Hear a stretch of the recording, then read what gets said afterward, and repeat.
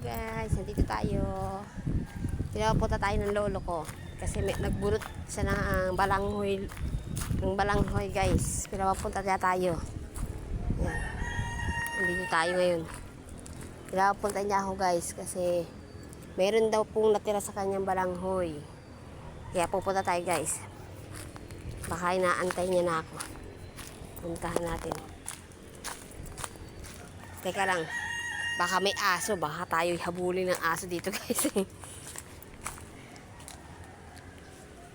May natirang balanghoy doon sa kanya guys. Kaya pupunta natin. Saan ba tayo dadaan dito?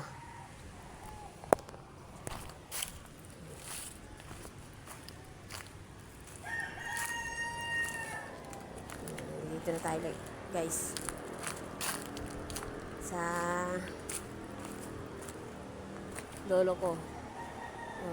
May itsura ng paligid nila oh. Maganda ng mga ano nila oh. May kubo na rin dito oh. Maganda na yung paligid nila dito. Dito guys yung dati naming natambayan. Pag yung mga bata pa kami guys. Yung punong yan ng mangga. Inaakyat ko pa dati yan. Nung maliit pa yan. Dito kami naglalarong magpipinsan, magtsahin, magtsuhin. Dito guys. Kaya dito tayo ngayon guys. Papasya tayo kay lolo.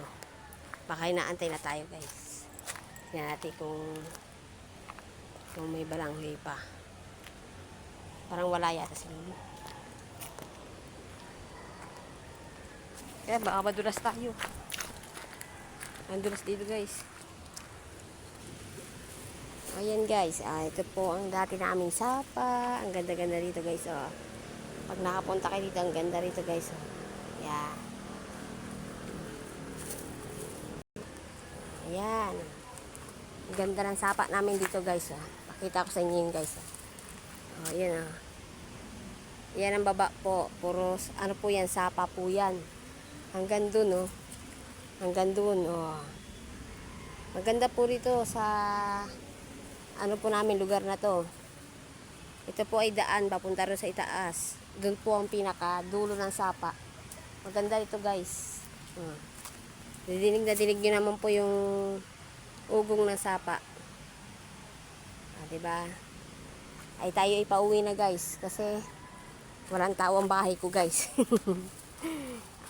Naiwan lang ang aking anak doon guys. Uwi na tayo. Diyos ko Lord, madulas. Yan. Uwi na tayo.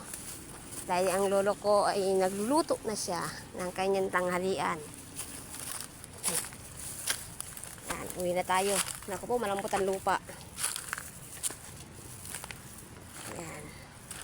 Uwi na tayo guys. Yan. Pauwi na tayo.